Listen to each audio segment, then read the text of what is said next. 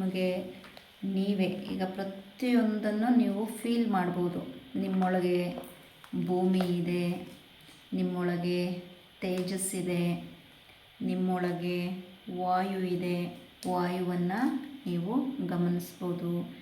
ನಿಮ್ಮೊಳಗಡೆ ಆಕಾಶ ತತ್ವ ಇದೆ, ಆಕಾಶ ತತ್ವವನ್ನು ನೀವು ಅನುಭವಿಸ್ಬೋದು.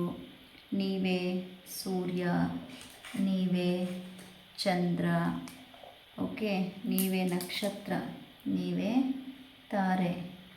ಸೊ ಹಾಗೆ ಓವರಾಲ್ ಇವೆಲ್ಲ ಸೇರಿಸಿದ್ರೆ ಏನರ್ಥ? ಬ್ರಹ್ಮಾಂಡ.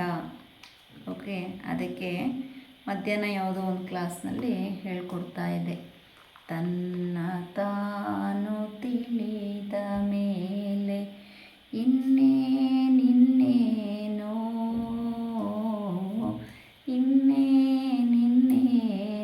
ಅಂತ. ಫಸ್ಟು ನಮ್ಮನ್ನು ನಾವು ಅರ್ಥ ಮಾಡ್ಕೊಂಬಿಟ್ರೆ ಇನ್ನೇನೂ ಇಲ್ಲ ಬದುಕಿನಲ್ಲಿ. ಅದಕ್ಕೆ ಹೇಳಿದ್ದು, ಅಲ್ಲೇ ಹೇಳುತ್ತೆ, ತಾನೇ ಪೃಥ್ವಿ ಅಪ್ಪು ತೇಜ, ತಾನೇ ಸೂರ್ಯ ಚಂದ್ರ ತಾರೆ, ತಾನೇ ಸೂರ್ಯ ಚಂದ್ರ ತಾರೆ, ತಾನೇ ಬ್ರಹ್ಮಾಂಡದ ಮೇಲೆ.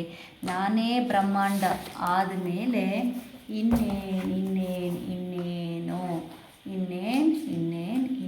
ಅಂತ ಅದನ್ನೆಲ್ಲ ನಮಗೆ ಅರ್ಥ ಮಾಡಿಸೋವಂಥದ್ದು ಯಾವುದು?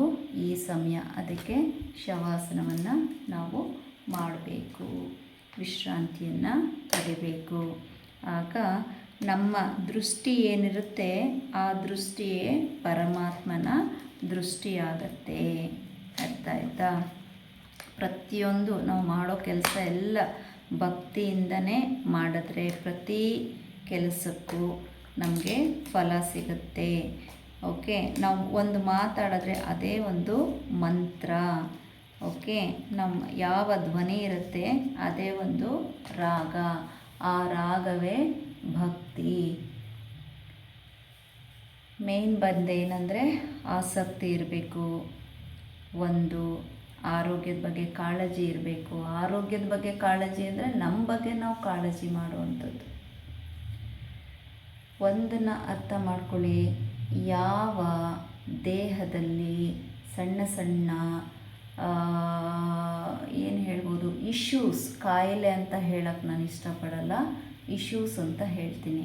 ಈಗ ಯಾರಿಗಾದರೂ ಹೊಟ್ಟೆಯಲ್ಲಿ ಒಂದು ಕಿಡ್ನಿಯಲ್ಲಿ ಒಂದು ಕಲ್ಲಿರುತ್ತೆ ಅಂತ ಇಟ್ಕೊಳ್ಳಿ, ಅದು ಮನುಷ್ಯನನ್ನು ನೆಗೆಟಿವ್ ಆಗಿ ಕನ್ವರ್ಟ್ ಮಾಡುತ್ತೆ. ಯಾವ ವ್ಯಕ್ತಿಗೆ ಬ್ಯಾಕ್ ಪೇಯ್ನ್ ಇದೆ, ಆ ಪೇಯ್ನ್ ಜೊತೆಗೆ ಪೇಯ್ನ್ ಅನ್ನೋದೇ negative. Good pain, bad pain ಇದೆ. ಯೋಗ ಮಾಡುವಾಗ ನಾವೇನು ಅನುಭವಿಸ್ತೀವಿ ಅದು good pain to release the bad pain, and that good pain is permanent, and that good pain, why it comes?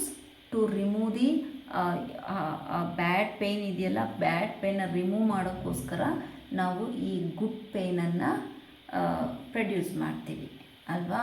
ಹಾಗೆ ಯಾರಿಗಾದರೂ ಮೈಗ್ರೇನು, ಹೆಡ್ಡೇಕ್ ಇರುತ್ತೆ, ಅಥವಾ ಯಾರಿಗಾದರೂ ಫ್ಯಾಮಿಲಿಗಳಲ್ಲಿ ಇಶ್ಯೂಸ್ ಇರುತ್ತೆ.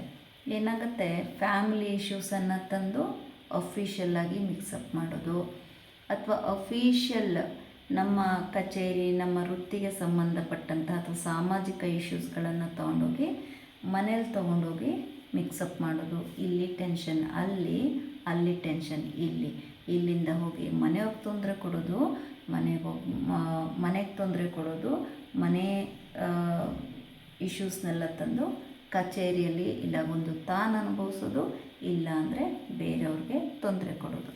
ಈ ಥರ ಅದು ಮನುಷ್ಯನ ವ್ಯಕ್ತಿತ್ವ ಅಲ್ಲ. ಅದು ಯಾರೂ ಬೇಕು ಅಂತ ಮಾಡಲ್ಲ. ಆ ವ್ಯಕ್ತಿಯ ದೇಹದಲ್ಲಿ ಈ ಇಶ್ಯೂಸ್ ಏನಿರುತ್ತೆ ಅವೆಲ್ಲ ಮಾಡಿಸ್ತಾ ಇರ್ತವೆ. ಹಾಗಾಗಿ ಆಲ್ವೇಸ್ ನಾನು ಅಂಥವ್ರನ್ನು ಕೇರ್ ಮಾಡ್ತೀನಿ, ನನಗೆ ಕಾಳಜಿ. ಯಾಕಂದರೆ ನನಗೆ ಅದು ಗೊತ್ತು, ಒಳ ತಿರುವೇನು ಅಂತ ಅದು ಗೊತ್ತು. ಹಾಗಾಗಿ ಆ ಥರದ್ದು ಯಾವುದೇ ವ್ಯಕ್ತಿಗಳು ನಿಮ್ಮ ಮಧ್ಯ ಇದ್ದರೆ ಅವರನ್ನು ದೂರೋದು ಬೇಡ. ಆದಷ್ಟು ಅವರನ್ನು ನಮ್ಮ ದಾರಿಗೆ ತಂದು ಒಳ್ಳೆ ರೀತಿಯ ಮಾರ್ಗದರ್ಶನ ಮಾಡಿ ಉತ್ತಮ ಪ್ರಜೆಗಳನ್ನಾಗಿ ಮಾಡುವಂಥ